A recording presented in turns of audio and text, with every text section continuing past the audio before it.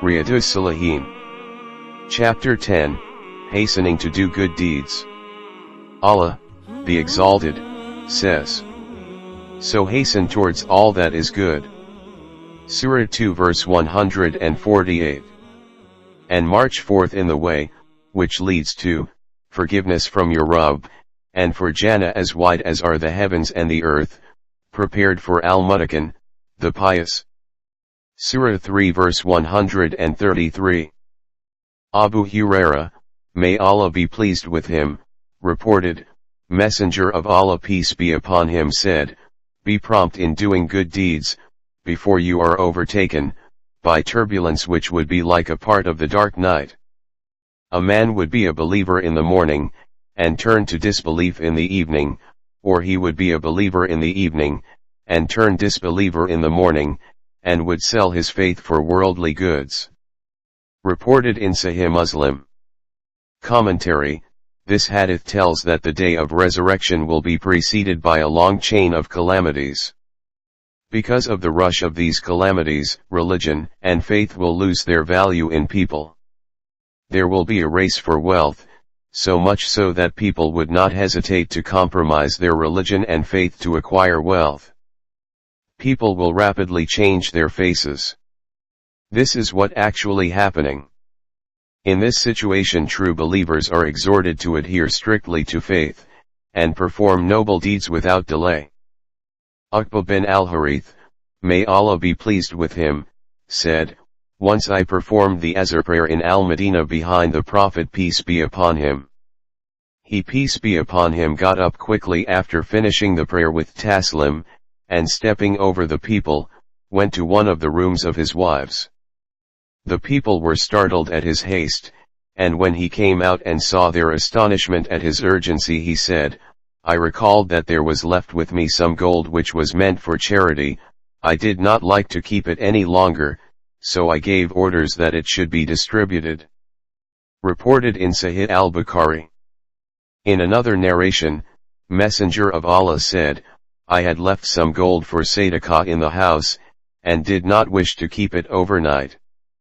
Commentary. 1. A person should not keep such a thing because of which his attention is diverted from Allah towards that thing. 2. Although it is undesirable to jump over the neck of people in ordinary circumstances, but it is permissible when special conditions warrant it. Jabir, may Allah be pleased with him, reported, a man said to the Prophet peace be upon him during the battle of Uhud, "Tell me where I shall be if I am killed." When he peace be upon him replied that he would be in Jannah, the man threw away some dates which he had in his hand, and fought until he was killed. Reported in Sahih al-Bukhari and Muslim. Commentary: this hadith mentions the passion of the companions of the Prophet peace be upon him for jihad, and its reward which is Jannah. It also says that if a person heartily desires martyrdom, Allah certainly grants him this distinction and honor. Abu Huraira, may Allah be pleased with him, said, there came a man to the Prophet peace be upon him and said, O Messenger of Allah, which charity is the most rewardable? He peace be upon him said, that you should give charity, in a state when you are healthy and stingy and fear poverty, hoping to become rich. Charity in such a state of health and mind is the best. And you must not defer charity to such a length that you are about to die and would be saying, this is for so and so, and this for so and so. Lo, it has already come into the possession of so and so. Reported in Sahih al-Bukhari and Muslim. Commentary: charity in the real sense is that which a person gives when he is healthy. If a person gives charity when he is facing death, it does not have much value before Allah. Moreover, in that condition he cannot give more than 1/3 of his property in charity, because then it becomes the property of his successors, which cannot be spent even in the way of Allah. For this reason Allah has prescribed a limit in this respect. according to which if a person going through a mortal disease wants to give his property in charity, or donate it for some charitable purpose, he cannot spend more than 1/3 of it on this account. This injunction is an inducement for people to hurry in doing good deeds, especially in the matter of alms and charity. In fact, he should do it without delay. Anas, may Allah be pleased with him, said, Messenger of Allah peace be upon him took up a sword on the day of the battle of Uhud and said, Who will take this sword from me? Everyone stretched forth his hand saying, I will take it, I will take it. He, the Prophet peace be upon him said, Who will take it with its full responsibility, to use it to fight Allah's enemies with it? The companions hesitated. Abu Dujana, may Allah be pleased with him, said, I shall take it, and with it he cracked the skulls of the pagans. Reported in Sahih Muslim.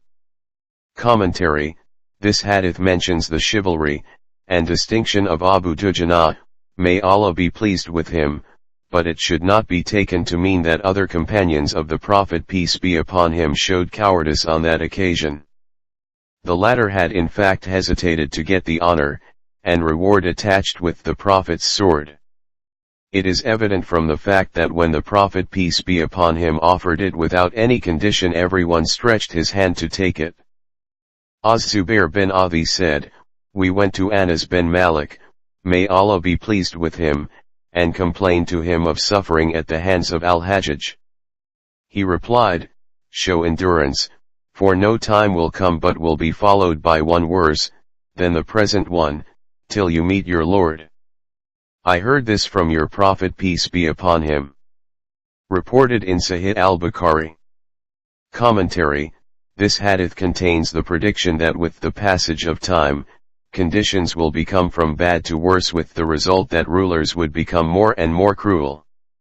In such circumstances, the remedy suggested here is that rather than making any effort to reform the rulers, one should try to reform oneself, and worry to make one's own life in the hereafter, and endure patiently the tyrannies perpetrated by the rulers.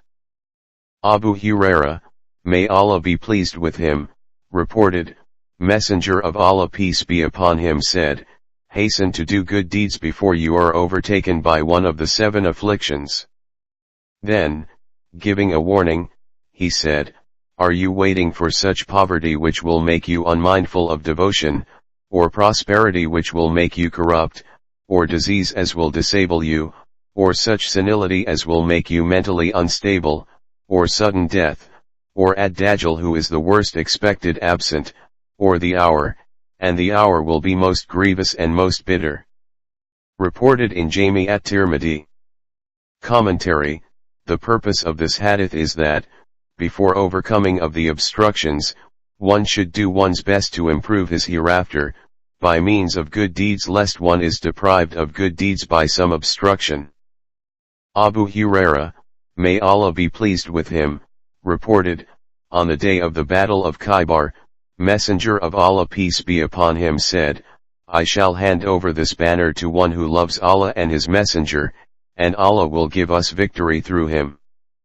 Umar, may Allah be pleased with him, said, I had never longed for leadership, but that day I expected that I might be called for. However, Messenger of Allah peace be upon him called Ali bin Abu Talib, may Allah be pleased with him, and handed the banner to him and said, Go forth and do not turn around till Allah bestows victory upon you. On hearing this, Ali proceeded a little and then halted and without turning around inquired in a loud voice, O Messenger of Allah, for what shall I fight them? He peace be upon him replied, Go on fighting till they affirm that none has the right to be worshipped but Allah, and that Muhammad is the messenger of Allah. If they admit that, their lives and their properties will be secured, subject to their obligations according to Islam, and they will be answerable to Allah. Reported in Sahih Muslim. Commentary. 1. This hadith refers to prominence, special distinction, and greatness of Ali, may Allah be pleased with him. 2. it mentions the miracle of the Prophet peace be upon him in the form of his prophecy about the conquest of Khaybar, which came true. 3. Islamic sanctions would be applied on the apparent conduct of the people. Thus, a person who would announce his acceptance of Islam, will be considered a Muslim. What is hidden in his heart will be left to Allah. He will, however, be punished with retaliation, qisas, in case of unjust murder and execution for apostasy.